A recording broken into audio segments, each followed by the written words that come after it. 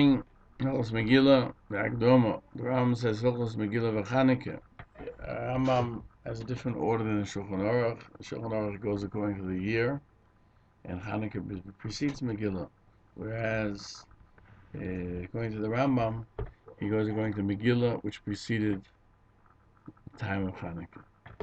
The Rambam says Yesh B'Klolon. It has two mitzvahs, I say, two positive commandments, but these are special ones. V'divrei Seifrim. And they're not counted in the Taryag mitzvahs. Let's go down below to the Peirush, and he explains these two mitzvahs in the coming chapters. Meaning, in these program, the Rambam will explain the two mitzvahs I say that are not from the Taryag mitzvahs because they're from Divrei Seifrim. Meaning that the Chachomim enacted them. And these two mitzvahs are explained in these program. And so too in Hilchos Chanukah, in Perek Gimel Halacha Gimel, he says that the Rachomim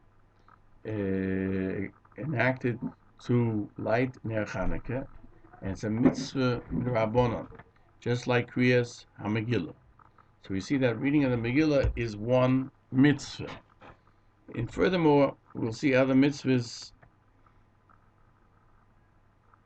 Kriyas Halal and Chanukah. Why Halal is also the Rabbanon. In Hilchos Chanukah, in Perek Gimel Halacha Hey, will explain the source of the words of the Rambam, that these two mitzvahs, these positive mitzvahs of reading the Megillah and reading Ner Chanukah, are mitzvahs asay v'divrei seifrim midrabanan, and therefore they're not counted. Meaning, they're not included in the Taryag mitzvahs of the Torah, because all the other mitzvahs that the Rambam explains in his halachas are mitzvahs asay min Torah, from the Taryag mitzvahs. But these two, since they are not min Torah, only midivrei seifrim, therefore they're not counted. In the beginning of the Sefer Mitzvahs, the Rambam establishes 14 routes to clarify which mitzvahs are counted in the Taryag mitzvahs. Because if you count everything that's stated, there are more, and there are less. And the first root that the Rambam says is you don't count mitzvahs that are the Rabbanon.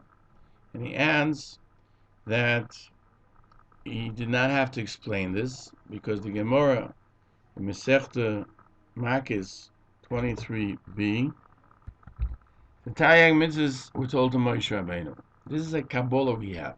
In fact, the Goyen Rapperle states that some of the Taryag mitzvahs the Rambam mentions and are not found in any place in Shas or in Sifri or in Yerushalmi, because this is an accepted principle that there are 613 mitzvahs that were told in Sinai, and the rabbinical mitzvahs were not told there because the Chachomim enacted them as a new enactment much later, and obviously Purim was after the Torah was given, so it was Chanukah. They're not counted in the Taryag mitzvahs.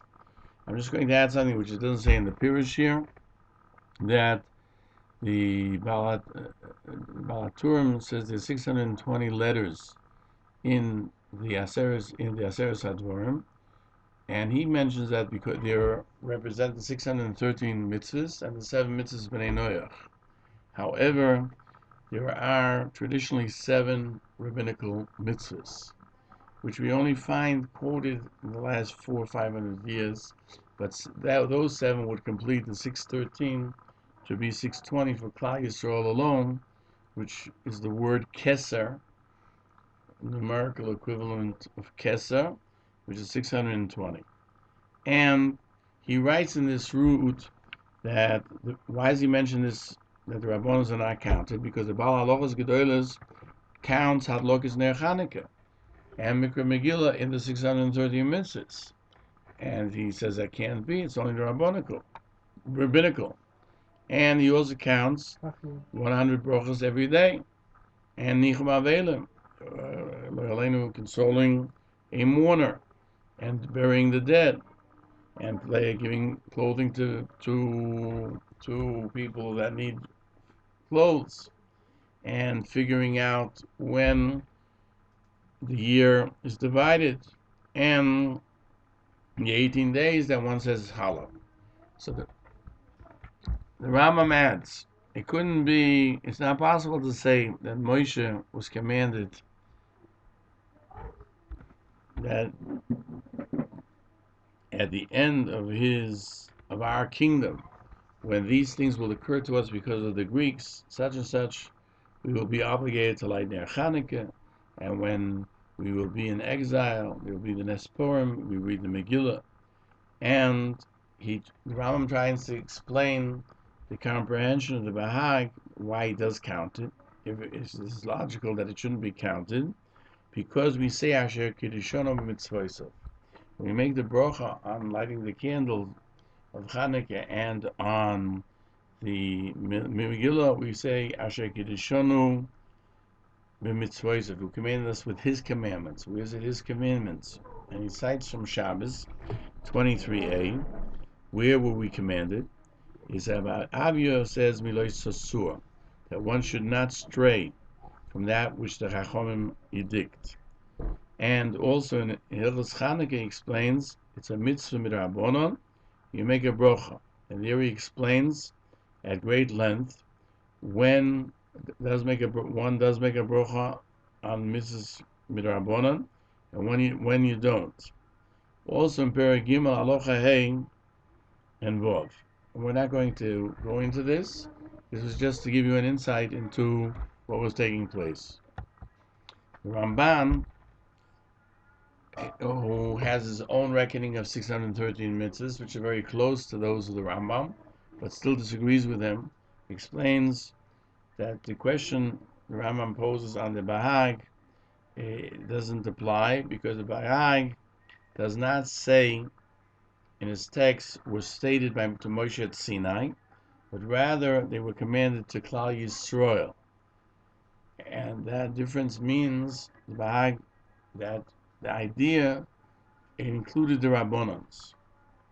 In Masechta Makis, the Gemara explains Torah Tzivel on Moshe, that the word Torah is equivalent to 611. Tov is 400, Reish is 200, we have 600, and Vov is 6, and Hey is 5, is 611. That really we should only have 611 mitzvahs, because Torah Moshe Rabbeinu commanded us only 611.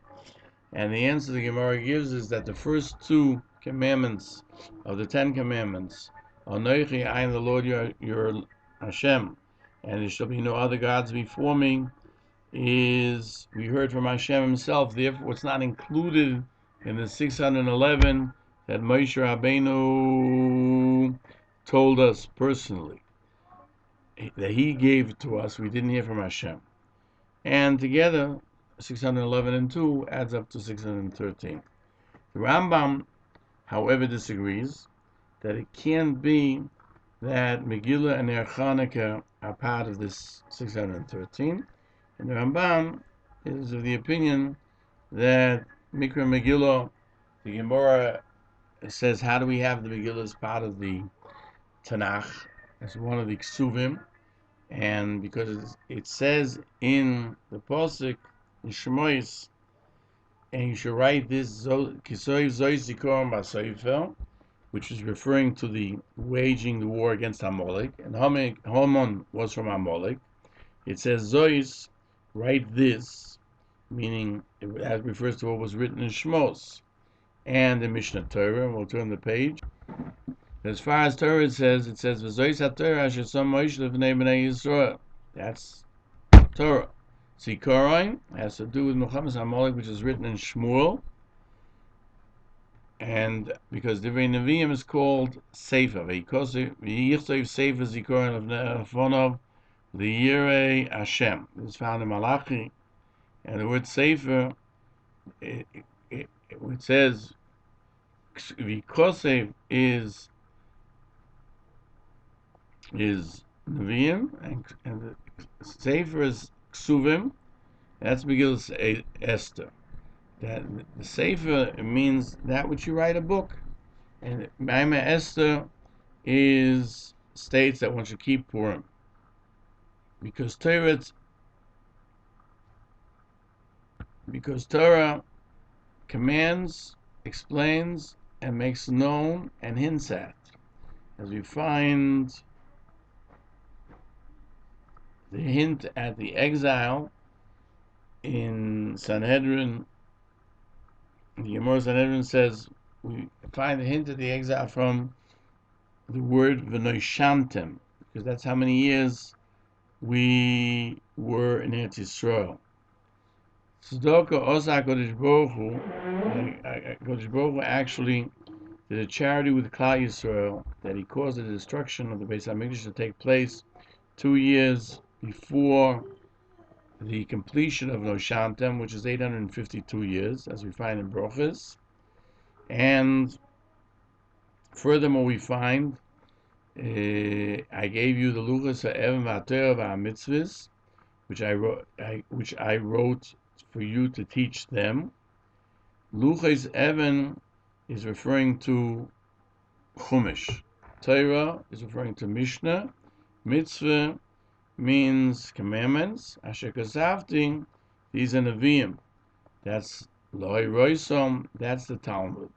Thus we see that all of them were given to Moshe in Sinai, and the Ramban says that even Mitzvah Rabbanan, in a sense, were given at Sinai. The Ramban cites Yerushalmi in Megillah, Perek Aleph Halacha Vov.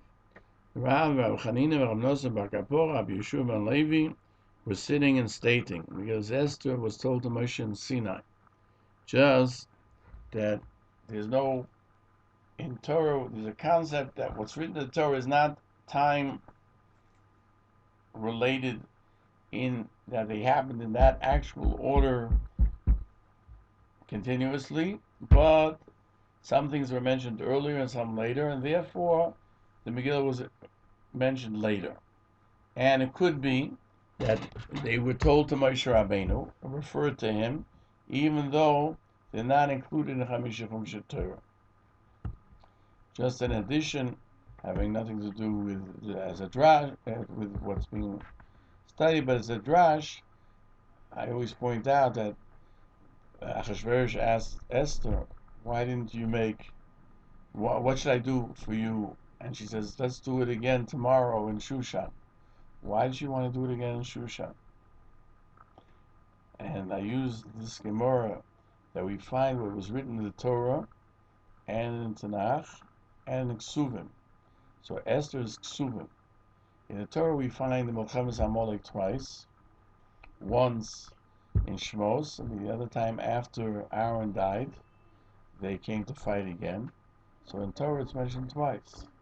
In the Nevi'im we find it mentioned twice by Shaul, and then also when Yoav went to destroy the Amalek, he only killed the males and not the females, because he was taught wrong Zohar instead of Zecher. So you have in Nevi'im twice. So Esther realized that in the Megillah in Ksuvim, if it's going to be written, it's got to be written twice. So she said, rather than have it done at a different point in time, let's do it right now. And we have both days. The Maggid Mishnah tells us what each of the Parokim is going to talk about. In the Perek Rishon, it tells us who has to hear the Kriyas HaTorah when you read it, and where, what days. Perek Sheni, it will tell us when is a Megillah kosher and posel, and that one is not allowed to torment oneself or be in mourning during these days, and the obligation of making it a day of simcha and sending monos and matanos lavionim. And he completes the perek explaining that the Megillah will remain forever, it will never cease. Perek Shlishi, he will explain the miracle that happened at the time of Hanukkah, in the time of the Second Temple, and the obligation to light all 8 nights, meaning Hallel, all 8 days, and what you have to read in all the days. It's Rabbanon, and also how they read it in the time of the Mishnah and the Gemara. Pergavi, he'll explain to us that Loka, how many candles with regard to Hanukkah, and when you light it, and how much shemen you need, oil you need, and you can't benefit from it. And the reason for the Rambam precedes Megillah to Hanukkah is because it preceded Hanukkah both in history, and it also, Megillah is the last of the Ksuvim, and Hanukkah doesn't have any writings about it in the 24 Sforim of the Tanakh. And he treats it as if they're two separate halachas, and he explains, therefore, Megillah be first. Now we'll go to the next page. Now we begin Perek Aleph. Perek Aleph, Rambam on top says, Kriyas HaMegillah B'zman HaMitzvahs Aseh Midivrei Sefer. This Kriyas HaMegillah is one of the 7 mitzvahs Aseh Midivrei Sefer. Let's go. Everyone knows that it was established for us by the Nevi'im, because in the time of Esther, till the beginning of after the beginning of the second Beis Hamikdash, the Nevi'im prophecy was still around. In fact, some people say HaKadosh Baruch Hu always gives man choice, and as long as there were prophets, Avodah Zarah was very strong. And when the Chachamim weakened the desire for Avodah Zarah, so therefore the prophecy also disappeared, so that otherwise there wouldn't be the balance to be able for man to have choice. That's how some of the Mepharshim explain it. We go down to the Rambam. Reading the Megillah in its time is the mitzvah the same with every Sefer. At the time that they established to read the Megillah, as we'll see in the Rambam, today we read it only certain days, they had different times. The mitzvah of Kriyas HaMegillah in its time is a positive commandment. It's not a positive commandment from the Torah, only midrabanan. And the Rambam continues, it's known that this is something that the Nevi'im put in place. Because impossible, maybe they were commanded through Moshe Rabbeinu. As we mentioned earlier in the Hakdomo, like we find in Megillah, Tana Rabbanon, the Chacham learned 48 Nevi'im and 48 prophets and 7 prophetesses prophesied to Yisrael, and they didn't add or lessen what's written in the Torah, except for Mikra Megillah. Mikra Megillah is in Takonos Nevi'im. It's interesting, as far as prayer goes, Ne'ilah is a Takonos Nevi'im according to the Yerushalmi. Yerushalmi we find in Megillah, Amar Rab Shmuel bar Nachman b'Shem Rabbi Yonasan. There were 75 Zakanim, and some of them were Nevi'im, which were pained by the fact that Esther wanted to make a mitzvah of reading the Megillah. And it says, these are the mitzvahs, you can't add to them. How can we add something? Till they did not, they didn't leave that place until they discussed it at great length, until HaKadosh Baruch Hu, the Gemara says, illuminated their eyes, and they found what we mentioned earlier in the Hakdomo. Hashem said to Moshe, write this, which is in the Torah, Zikaron, as a remembrance in the Nevi'im, B'Sefer, in Ksuvim, as is found in Masechta Megillah 7:8.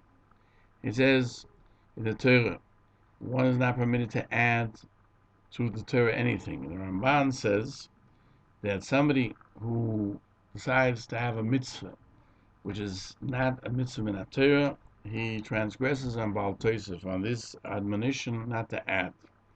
And he brings all of what we mentioned, that the Nevi'im did not want to add a new mitzvah of Mikra Megillah till they found a hint at it in the Torah, and he points out that this was a mitzvah because this was a problem for them because of the admonition not to add.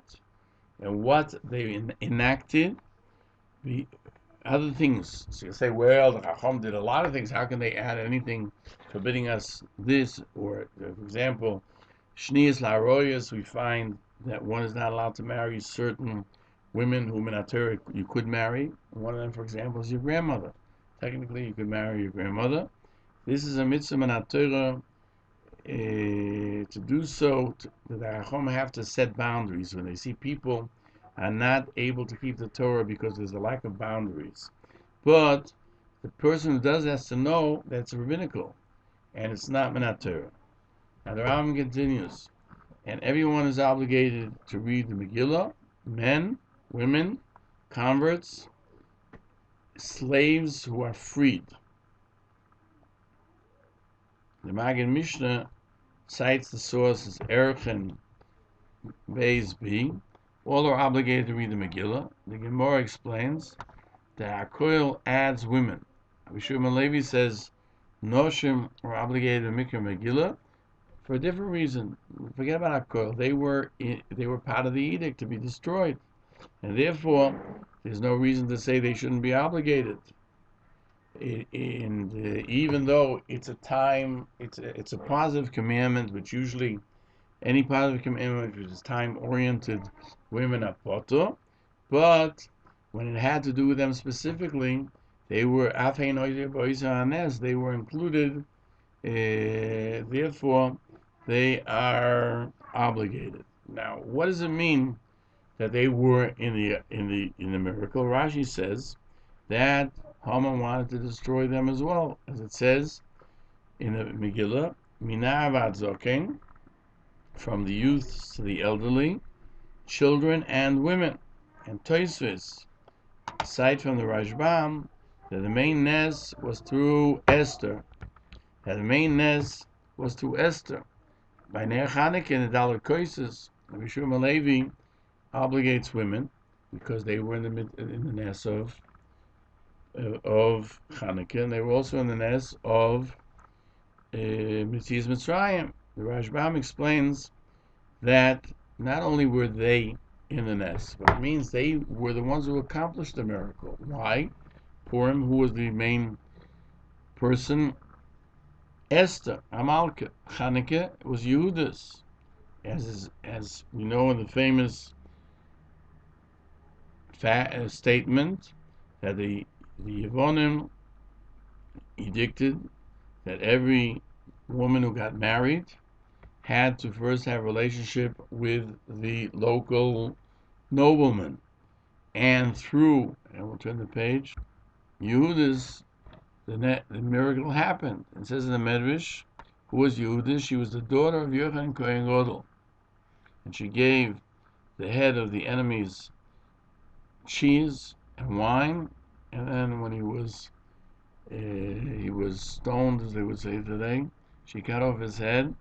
And once there are times when the leader was killed, everyone fled, and therefore they eat cheese on Chanukah, and on Pesach we merited leaving Mitzrayim because of the righteous women of that generation, and that is what is meant by Afhein. Another interpretation of Afhein Oyabois Hanes, meaning they were included not only within the miracle of being saved, but making the miracle happen. We'll skip the next part and we'll go to Nimtza. Thus we see that according to Hilchos Gedolos, Rab Simcha, Rab Chanan, and Rav Yah, women are obligated only in listening to the Megillah. Agores Maimonides cites from Erech that everyone is obligated in reading the Megillah, and everyone can read it, which would mean women as well. It would seem that you can point out that they're obligated to read it. And so Rabbi Shimon Levi says women are obligated to read the Megillah because they were in the Oiseh Nes. And so the Rambam, who says that only a kot and a shoita cannot fulfill others' obligations, would seem to be inferring that if a woman would read the Megillah, and somebody heard her reading it, you would be yoitza. But the Baal HaGadol says a woman is obligated only to listen to the Megillah, and she cannot fulfill the obligation of a man who is obligated to read it.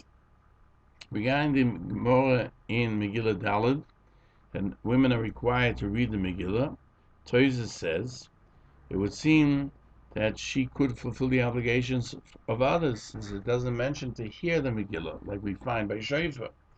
And he cites Erchin 2b, all are kosher to read the Megillah. Turn the page, which adds women. Thus, we see that women can fulfill the obligations of men. And he asks from a Tosefta that a tumtum is someone whose organs are not visible at all. We're not sure if he's male or female. Cannot be fulfill the obligation of somebody who is not like him, and neither someone it's like him, because maybe if they would do an operation, in those days they couldn't do an operation, today they could, they would find that one is a male and one is a female. Androgynous is someone that has both female and male organs, and therefore he can fulfill the obligation of others, because if he's a male, the other one is also a male. If he's a female, then she's also a female. But he cannot fulfill the obligations of someone who's only a male or only a woman. And a woman has no status greater than androgynous, therefore she cannot fulfill the obligations of others other than women. And so we find in Hilchos Gedolos that women can only fulfill the obligation of other women and not of men. The Torah states, Noshim are obligated to read the Megillah. Rashi explains that they fulfill the obligation of men. But the Bahag writes that they are obligated, even though they were obligated to read it, they cannot fulfill the obligation of men. And the Ramah and Darkei Moshe in Orach Chaim 689 cites that the Or Zarua paskins like Rashi, that women can fulfill the obligation of a man. And the Rosh, it would seem, that he's machmir like Baal Hilchos Gedolos. The Mordechai writes, so it would seem to the Rav Yo that she cannot fulfill the obligation of a man. The Shulchan Aruch states, everyone's obligated to read the Megillah. Men, women, slaves, free converts, and freed slaves. And one is obligated to teach the children to read it. Both the one who reads it and the one who listens from the one who reads it, he fulfills his obligation, but he has to hear it from somebody who is obligated to read. Therefore, if he's deaf or a minor or an idiot, the person who listens to him is not yoitza. The Rambam mentions only a minor and an idiot, doesn't mention a cherush. Mechabe adds, there are those who saying that women cannot fulfill the obligations of men. The Ramah says there are those who saying that if she reads for herself, she has to say L'shmoa Megillah, because she has absolutely no obligation to read it. The Magen Avraham explains that the Mechaber and the Ramah are of the opinion that a woman cannot fulfill the obligation of men, and she needs to also, when she reads it for herself, to make a brocha L'shmoya Megillah, since she's obligated only in hearing and not in reading. The Pri Megadim in Rosh Yosef makes a differentiation between reading the Megillah to Ner Chanukah, because according to those who are of the opinion that she's only chayav, a woman is only chayav to listen to the Megillah, she cannot be moitzi, she cannot fulfill the obligation of a person, of a man, because he's obligated to read, not only to hear. And Ner Chanukah, she's obligated to light it just like a man, therefore she can fulfill the obligation of a man as well. Now, according to the translation, Pri Megadim says that with regard to reading the Megillah, Rashi does not mention that the Nes was via the women. When Chanukah, even though the Rashi explains that the edict was also on the women, Rashi adds that it was also because of a woman that the Nes happened, because the daughter, as we said earlier, of Yochanan Kohen Gadol, cut off the head of the enemy. Therefore, the Pri Megadim explains that Isha, a woman, can light Ner Chanukah, and she can fulfill the obligation of others, including men, because Rashi says, because the Nes was via women. Therefore, in a sense, women are even of greater importance to the festival than man. And she can be mitzi with her lighting the candle. However, when it comes to reading the Megillah, she cannot fulfill that obligation, like the Tosefta says. And therefore, you have to explain that the translation that they too were in that Nes, it does not refer to their actively making the Nes occur, but rather they were included in the destruction and killing and destroying of all of Klal Yisrael. And here they are secondary to man, because I guess the men represent Klal Yisrael more so than the women, and therefore they are not able to fulfill the obligations of a man. And even though Esther was involved in the Nes, Rashi is of the opinion that she was not the main stray of the Nes, and though Yosef disagrees, because Rashi himself in Erchen 2b, within the page, is of the opinion that a woman can fulfill the obligation of a man when it comes to reading the Megillah. Now, the laws regarding converts, the Torah does not mention it, because there's nothing special to be known about it. They have every obligation of any other Jew with regard to any other mitzvah that Jews are obligated with. The Shulchan Aruch in Siman 689 mentions Gerim. The Ber HaGoyla, the Gra, cite the Tosefta, even though the Tosefta, as it's found before us, does not have the word Gerim in the text. It must be a mistake, and really should say Gerim. The Gra cites that in Rosh Hashanah 29a. There we find specifically that all are obligated in Kiyah Shrefa, Kehana, Levim, Yisrael, and Gerim. Thus, we see that the correct text would be Gerim included, even though they are obligated as a Jew to do whatever Jews do. And so the Rambam mentions in Hilchos Megillah for the Gerim. What are Avodim Mishachram? These are certain slaves that were freed. That it means that it would seem to state that somebody an Eved who was not freed is not obligated. Now, we know an Eved is not freed, it has all the obligations of a woman, and a woman is obligated. So the Torah mentions just Avodim without any categorization. Beis Yosef has the edited as only freed slaves. The Smag writes as well, he writes only freed slaves, because an Eved who has circumcised and immersed himself in a mikveh for the purpose of being a slave, meaning that there's two kinds of going to the bris. One is for avdus, for slavery, and one is for Jew, to become a Jew. Is certainly obligated, and all the commandments that a woman is obligated. Beis Yosef explains that even that women are obligated only because they were in the miracle, and therefore it would seem that the slaves of Jews were also included in that danger, since they were circumcised, and I guess there was no way to distinguish between the Jewish people and their slaves. But according to Rashbam, that women are obligated because they too were in the miracle. It means that was done through women, It could be that you don't obligate slaves who are not freed because it's a mitzvah seisha zman groma and it's important. The only reason we add women to Purim is because they brought about the actual miracle of redemption.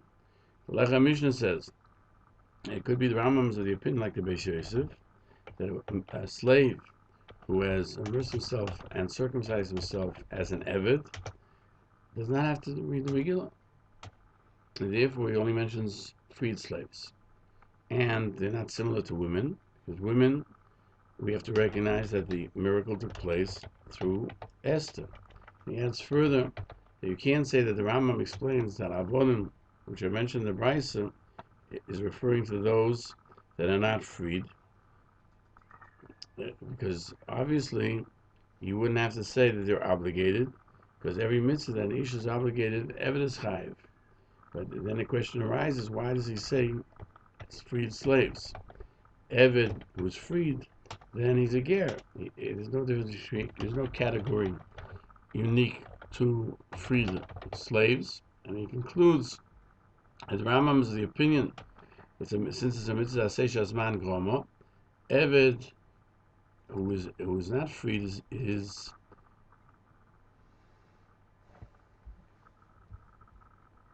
Eved she'ena mishuchros poter, and a woman is obligated because the nest was done through a woman. According to the Bach on the Shulchan Aruch, in 639 on the Torah, he had the addition of the Avodim are obligated, and he doesn't mention Avodim that were freed.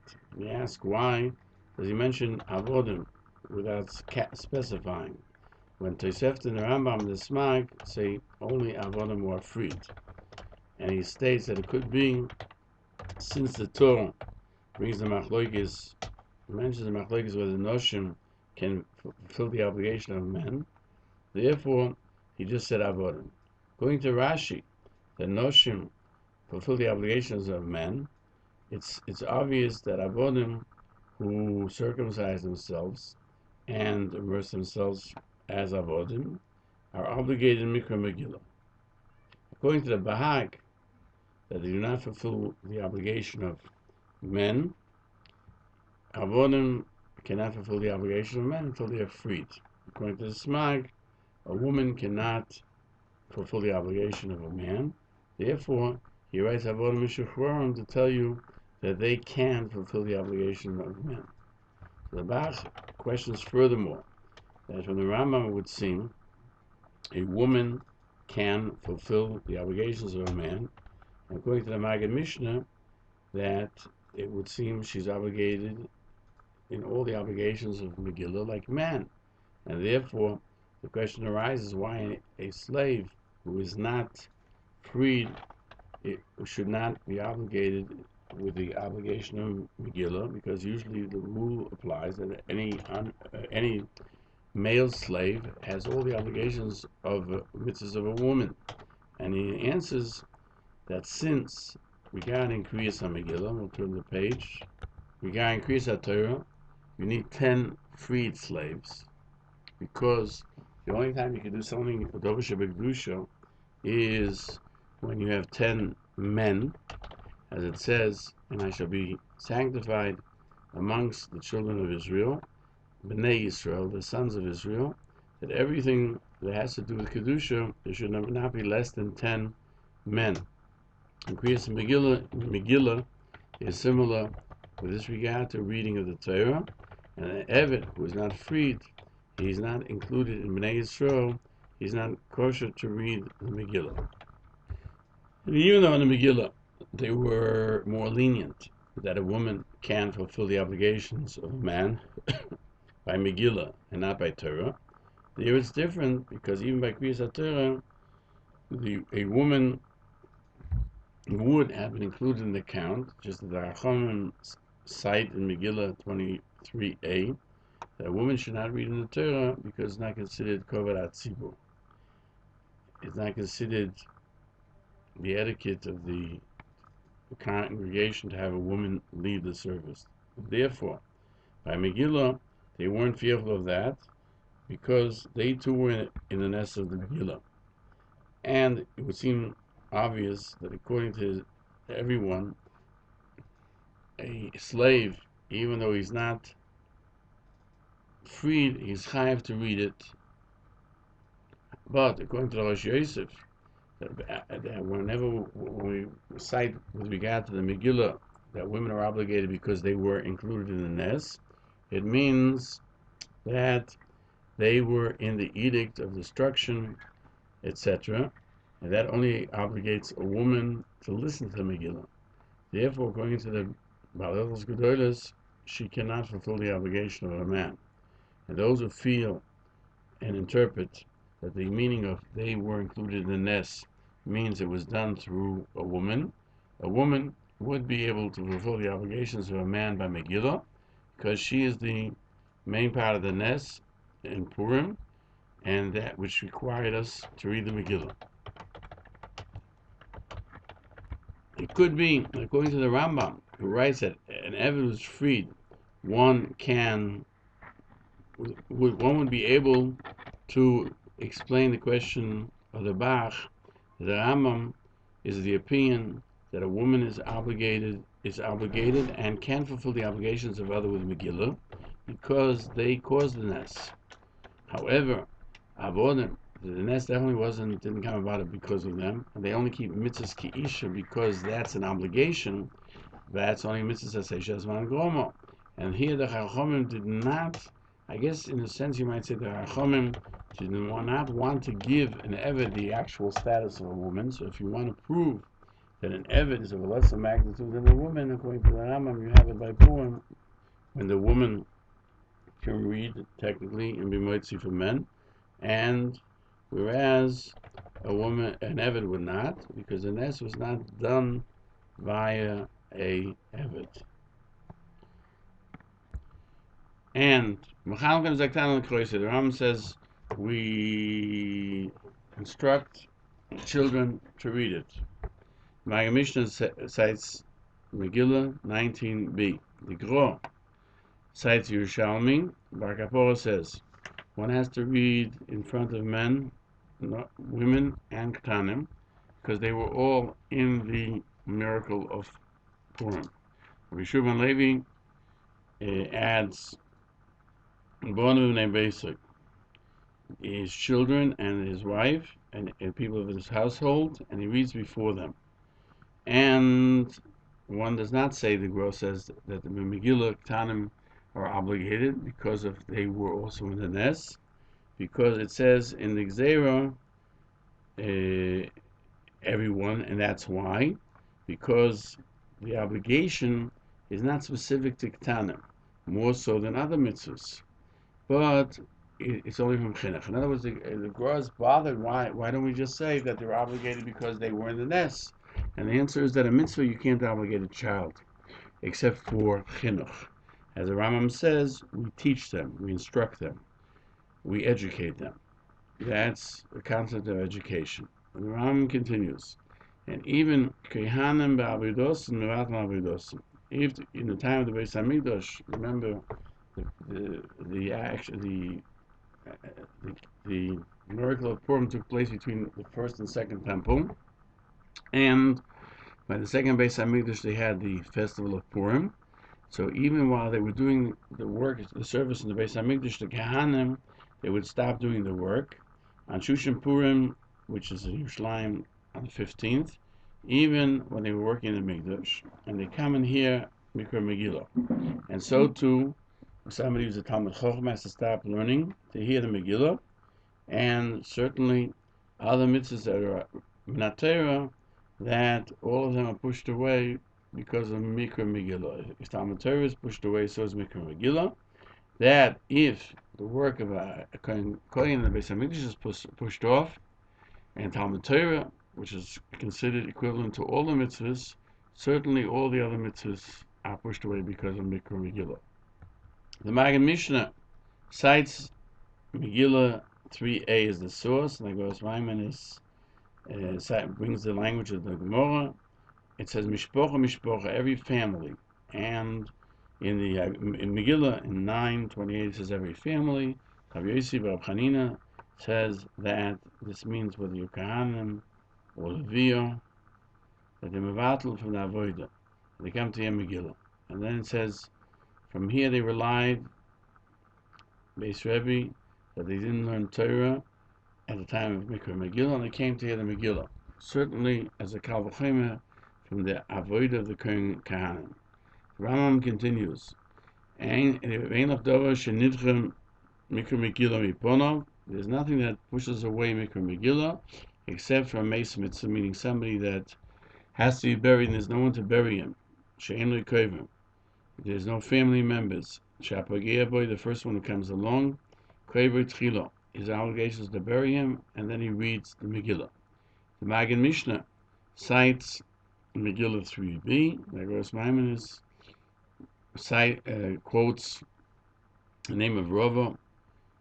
Well, there's a question if Megillah and Meis Mitzvah, which is more obligatory.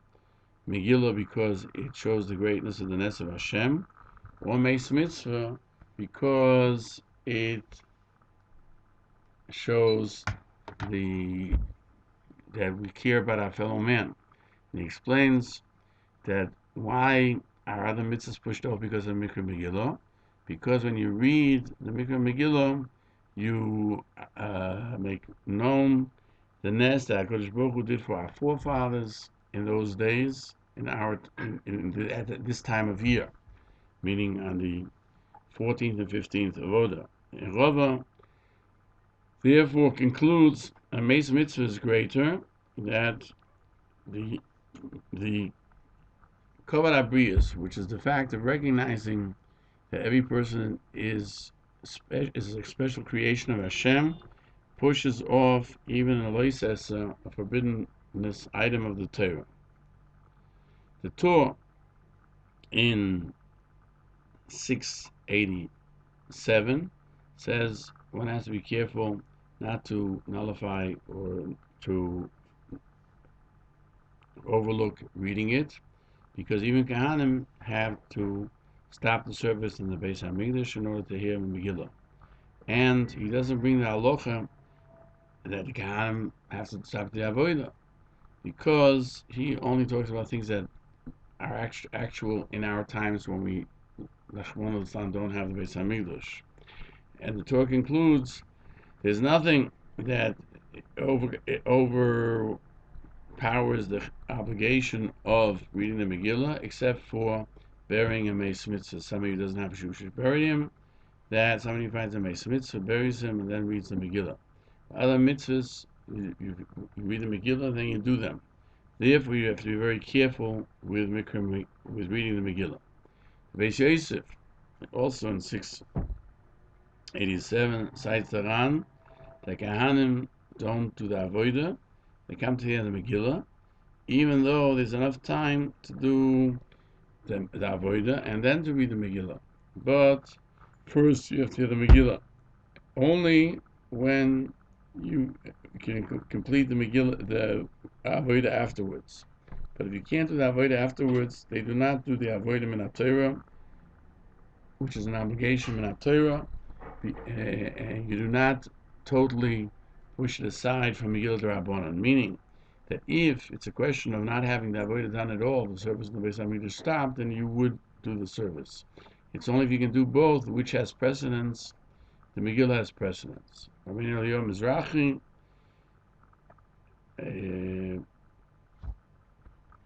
infers from the Rambam, it says, except for Meis Mitzvah, that one buries him and then reads it, that also, only if there's time to read it after the burial, does he bury him and then read. Otherwise, he would read first and bury him afterwards. Beis Yosef explains that Meis Mitzvahs before is only with regard to precedence and not to nullifying the obligation of Megillah. And there, according to this, when he says when Kahanim do not do the avodah, stop the work in the Beis HaMikdash, it also means that they will be able to continue it, and there's enough time to do everything. It's just that first they have to read the Megillah. The Tosfos Megillah 3 asks the question, why do we have to tell the Kohen to stop? If you have Megillah, after they read the Megillah, there's plenty of hours to work. So how are we stopping the work if you say there's time to do it?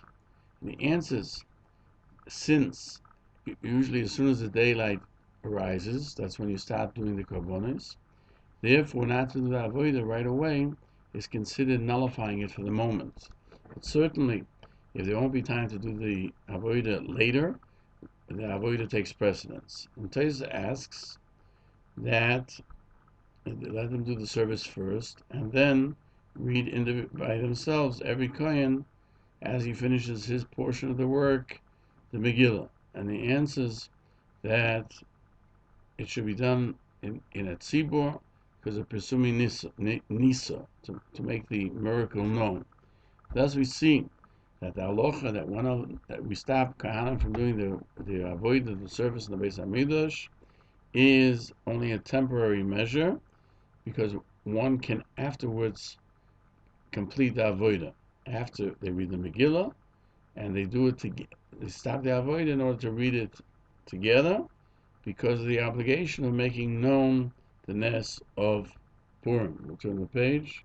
The Bach understood from Lashon Rambam that first he buries the mace and then he reads.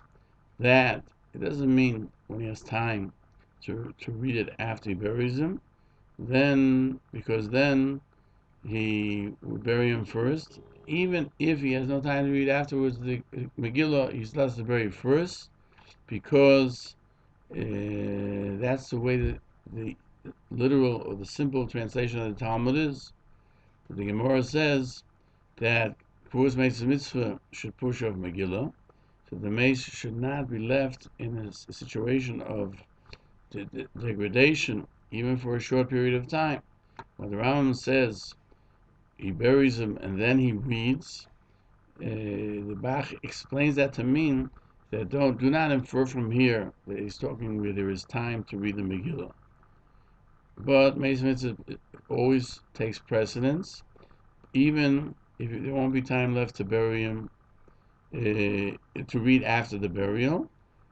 It pushes off the reading of the Megillah. And so the Mamarshal agrees with the Bach, and the Bach concludes the halacha. What the halacha is, he didn't want to take that upon himself to say that is the actual halacha. The Shulchan Aruch paskins, one nullifies Talmud Torah to hear Mikra Megillah. Certainly, for other mitzvahs of the Torah, that all of them are pushed off because of Mikra Megillah. There's nothing that's pushed off because of Mikra Megillah except for Meis Mitzvah. In other words, there's nothing that pushes off Mikra Megillah except for Meis Mitzvah that has no one to bury him. The first one who finds the unburied person has to bury him. The Ramah adds, Kidei Tzorcha. And the Mogen Avram means that even if there are people who can do it, since it's not enough for that person, meaning if you have one person burying somebody else and that person happens to be a Talmud Chacham, it's called a Meis Mitzvah. And so it would seem from the Ramah that the burial is first. The Mogen Avram cites from the Darkei Moshe, which is the long Peirush of the Ramah, that the burial of a Talmud Chacham would preclude reading the Megillah. Moshe Feinstein was buried in Eretz Yisrael on Purim, and people, I guess, got up early to read the Megillah, and the plane arrived later. But had it been the reverse, they would have had to go to the Leviah first. The Gra states the language of the Ramah called Sochi, that as much as the mace needs, that's what the Kolboy writes, but the Rambam and Shulchan Aruch left it out because they are of the opinion that only burial is important, enough to push off Kriyas HaMegillah, but not the need of showing enough respect to the mace. Regarding Shulchan Aruch, that the one who finds a mace mitzvah has to bury him, the Ramah adds that's only when there's time to do both. But if you can't do both, certainly the mitzvah d'oraisa, the there's no mitzvah deraisa that's pushed off because of Mikra Megillah. What Meis Mitzvah precedes it is only where you can do both. The Machon Avraham explains, if it's close to darkness, he should first read the Megillah, because once it's dark, you can't read the Megillah, especially in their time, so they didn't have flashlights, and it was night already. It's not the day of Purim.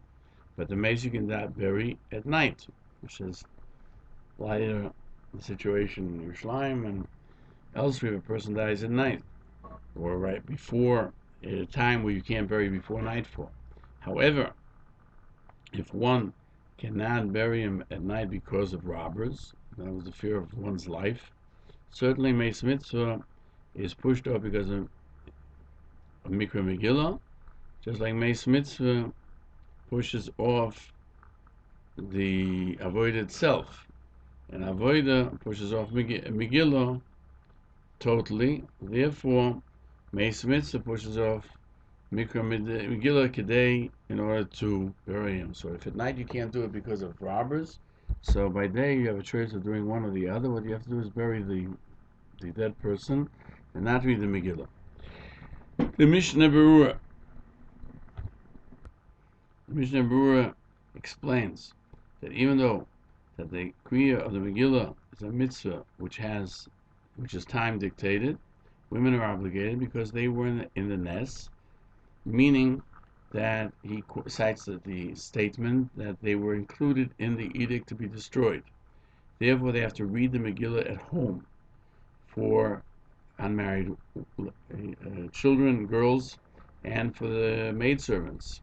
Certain places, the minhag was that they would go to these females would go to the Beis Knesses. There's a notion to hear kriya, but there's a question: how can they go out? It's impossible to hear correctly in the Ezra's notion. I guess there were too much noise emanating from the male section. Also, freed slaves are obligated, and not freed apota, because they're worse than women with this regard. And there are those who say that even that Meshuchorim, they're obligated. Now, the Mechaber cites, there are those who say that Noshim cannot fulfill the obligation of men. There are more cites that there are those who say that if a woman reads for herself, she makes a bracha of Lishmoya Megillah, even though she's not obligated to read it. Not al Mikra Megillah, but rather I'm reading Megillah, but rather Lishmoya Megillah. The Mishnah Berurah, we'll turn the page, cites from the Machon Avraham that to begin with, a woman should not read for herself.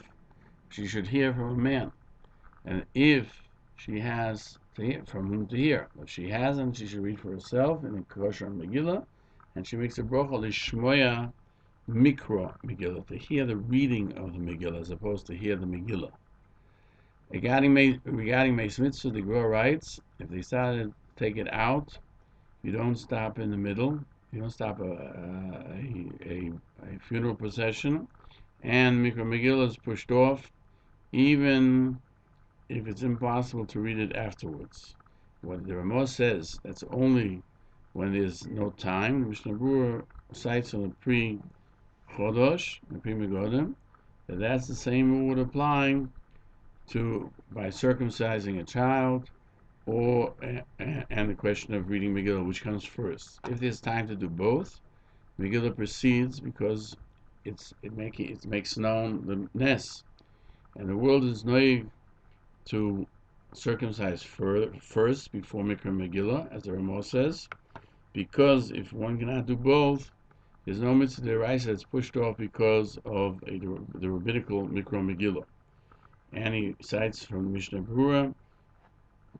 Mishnah Berurah cites from the Marshal and the Bach and the Taz and the Gra that even Mikra Megillah D'Rabbanan is always first because of the Presuming Nissa, making known the miracle of Purim. But when the Kfur is before nightfall, he should read it first, because a dead person can be buried even at night as well. So we should read Megillah with Simcha, and we'll continue on Halacha Beis and Mitzvah Shem in the next year.